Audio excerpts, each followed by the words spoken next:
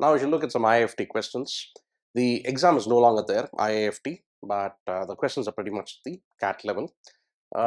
You'd see that some of these questions tend to be a little long, but it's not very difficult as you work with them.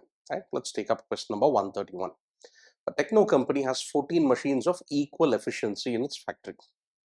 The annual manufacturing costs are 42,000, okay, and establishment charges are 12,000 rupees. The annual output of the company, right, which is like the revenue, is 70,000 rupees. The annual output, that is 70,000, and manufacturing costs are directly proportional to the number of machines, that is 14 over here. Okay. The annual output and manufacturing costs directly proportional to the number of machines. Fine. The shareholders get 12.5% profit, which is directly proportional to the annual output of the company. Okay. If 7.14% of the machines, right, machines remain closed throughout the year, 7.14% is what out of 14, right? If you know this is a fraction, that will be useful. This is going to be 1 by 14, right? I would have told you 1 by 7, you have to remember 14.2857, right?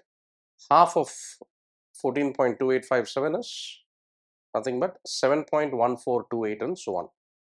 Half of 1 by 7 is 1 by 14. So 7.14% is 1 by 14. So 1 by 14 of the machines are shut, then what? Right? So take your time to read the question. Do not rush in with pen and paper. Right? So understand the question and then work with it. So let's take down some simple notes. Revenue initially is 70,000 rupees. Right? That's the usual scenario when all 14 machines are working. Right?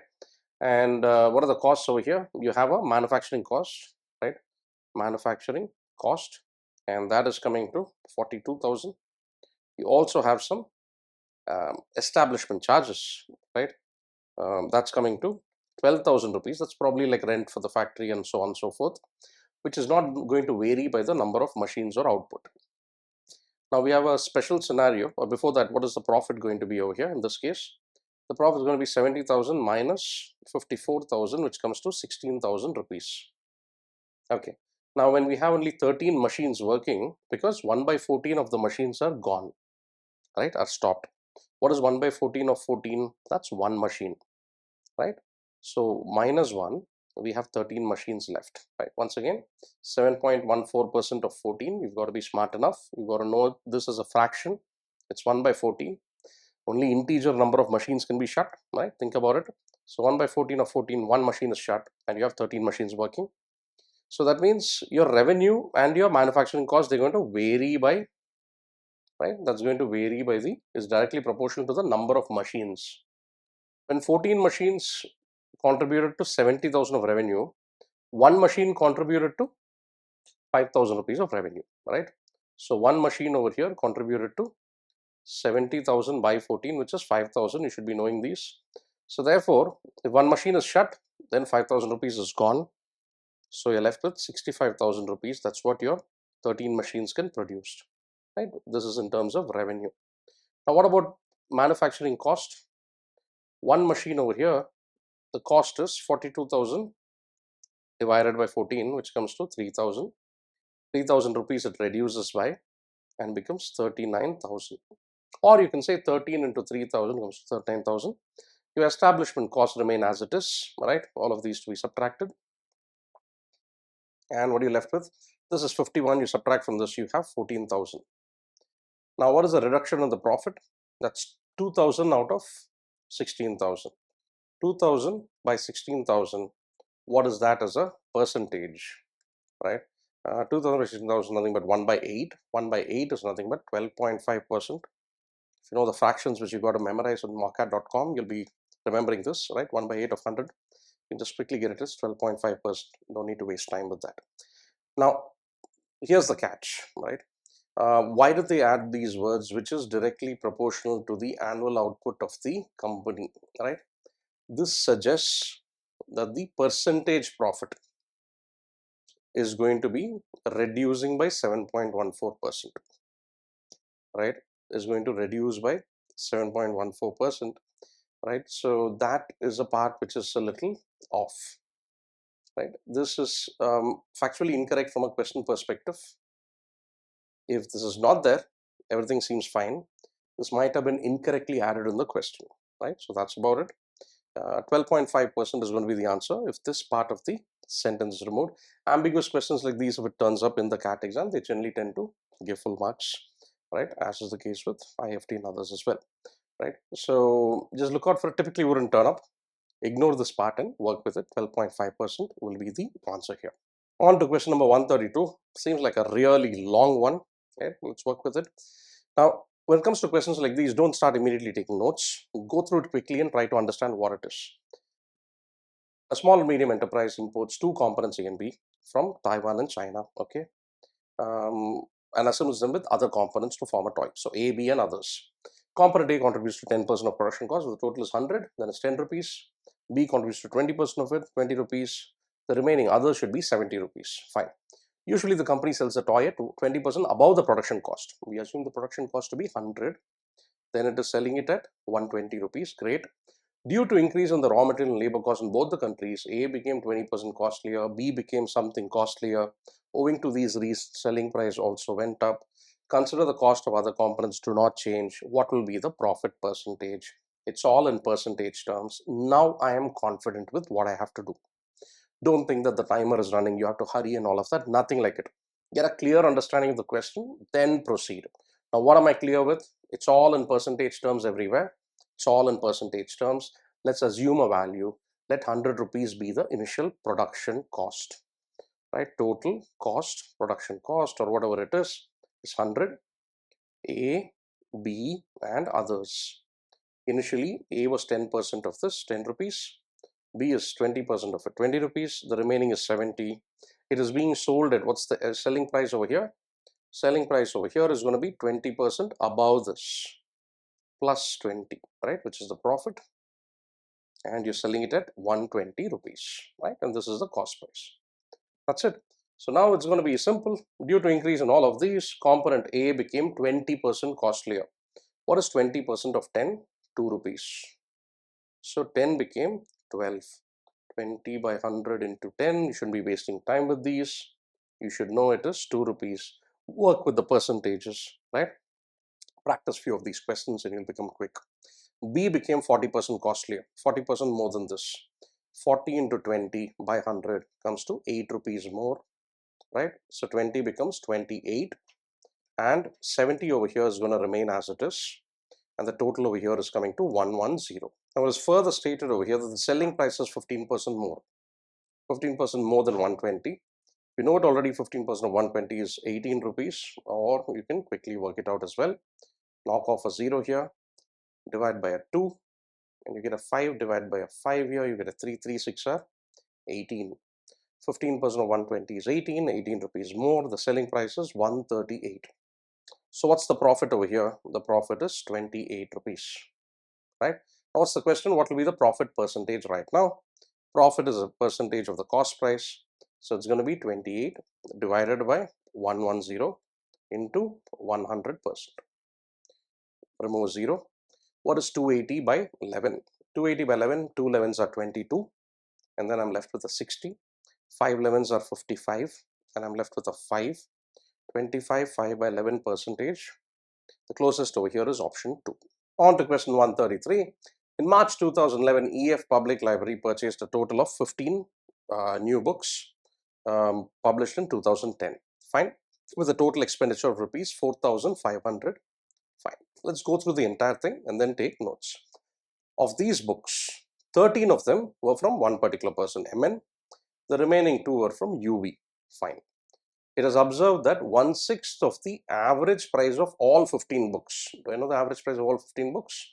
4,500 by 15, 300, I know that. 1/5 of that, 1/6 of that purchase is equal to 1/5 of the average price of the 13 from MN distributors. Fine. Of the 2 books obtained by UV, 1/3 of something is half of the other. Fine. We need to find the price of the 2 books of UV. So let's write down total by number equals average, right? Initially, you had 4,500 rupees spent for 15 books and the average price was 300. Of this, it's getting split into 2. The first is going to be MN where you have 13 books. I'll write something by 13 equals what, right? What is the cost over here? Total cost. What's the average? We don't know. But what is given over here in the sentence? It is observed that 1/6 of the average price of all 15. All 15 is 300. So therefore, I'll write down over here or over here 1/6 of the average of all 15 books. That's 300 rupees equals 1/5 of 1/5 of the average of the 13 books. Let's say this is X, right? This is X, the average, that, right? Total by 13 is going to give us the average. So 6 in over here, if you divide by 300, you're going to get 50, and X is equal to 15 into 5, 250, right? This is nothing but 250. So what divided by 13 is 250? You take 13 and multiply with 250, you're going to get 3,250. That becomes the total cost over here. This is the total cost for MN books. This is the total cost overall. Now, what about just those two books? Just those two books which we bought from UV, right? 4,500 minus 3,250, 1,250 rupees the cost of the two books from UV publishers. Of the two books obtained from UV, 1/3 of the price of one volume, let's say 1/3 of A, price of one volume, is equal to half of the price of the other, half B. So how can I write this? A by B equals 3 by 2, and if A costs 3 parts, B costs 2 parts, total A and B put together is going to be 5 parts. Don't use variables. Total cost A and B put together, the total is given to us as 1,250, right? We have found that over here, right? 4,500 minus 3,250. Now, if this 1,050 is 5 parts, then one part is 250. Don't use variables. Look at it this way. 3:2 ratio, total of 5 parts is 1,250. One part is 250. 3 parts is 750 and 2 parts is 500. I'm not writing down the notes. Practice, think mentally, and you should be able to get these. So A and B over here, the two books are going to cost 750 and 500. Option 3 becomes the answer here. Rohit bought 20 soaps and 12 toothpastes. He marked up the soaps by 15% of the on the cost price of each, and the toothpaste by rupees 20 on the cost price of each. He sold 75% of the soaps, 3/4 of the soaps. What is 3/4 over here? 3/4 is nothing but 15. So he sold 15 of the soaps and 8 toothpaste and made a profit of 385. Right? So 15 of the soaps were sold at a what profit? Profit per soap, I don't know yet. Plus, how many of the toothpaste were sold? 8 toothpaste were sold at a profit of, it's given to us, 20 rupees per piece. Right?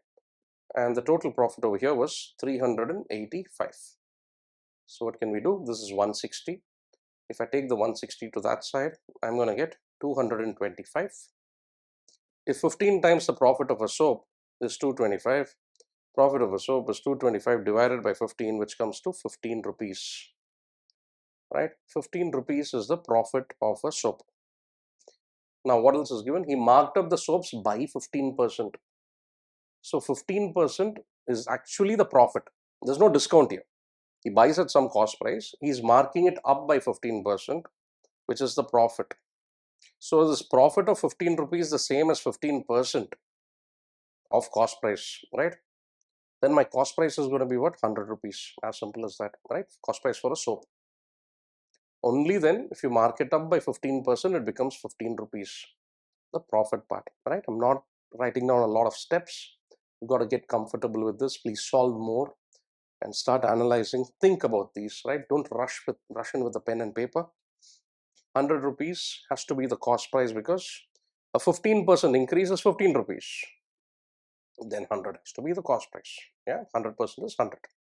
So now that we found the cost price of a, so now what else is given?